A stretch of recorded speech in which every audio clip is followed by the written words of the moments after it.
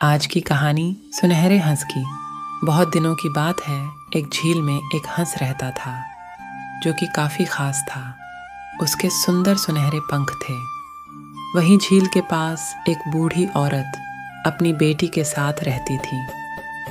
बहुत ज़्यादा मेहनत करने के बाद भी वे गरीब ही रहे। एक दिन हंस ने सोचा, शायद मैं हर दिन एक सुनहरा पंख दे दूँ ताकि ये माँ बेटी इसे बेच सके और जीने के लिए पैसा हो जाए। अगले दिन हंस बुढ़िया के पास गया। हंस को देखकर बूढ़ी औरत ने कहा, मेरे पास तुम्हें देने के लिए कुछ नहीं है। लेकिन ऐसा कहने पर हंस ने कहा, मेरे पास तुम्हारे लिए कुछ है।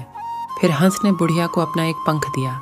बुढ़िया और उसकी बेटी सोने का पंख बेचने के लिए बाजार गई थी। उस दिन वे हाथ में पर्याप्त धन लेकर खुश होकर वापस आई।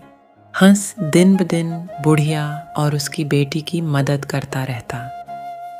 बेटी को चिड़िया के साथ खेलना पसंद था और बरसात और ठंड के दिनों में उसकी देखभाल करती थी। जैसे जैसे समय बीतता गया, बूढ़ी औरत और लालची होती गई। तब बुढ़िया ने अपनी बेटी से कहा कि जब कल हंस आए तो हम उसके सारे पंख तोड़ लेंगे। ऐसी बात सुनने पर बेटी ने उसकी मदद करने से इनकार कर दिया। अगले दिन बुढ़िया ने हंस के आने का इंतज़ार किया। जैसे ही पक्षी हंस आया, बुढ़िया ने अगले हिस्से को पकड़ लिया और हंस के पंखों को तोड़ना शुरू कर दिया।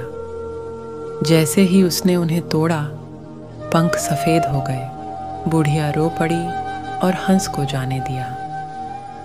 इस पर हंस ने कहा कि तुम लालची हो गई हो।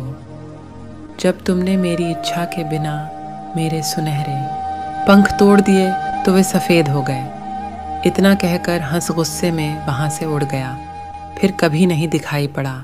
सीख: इस कहानी से हमें ये सीख मिलती है कि अत्यधिक लोभ से बहुत हानि होती है।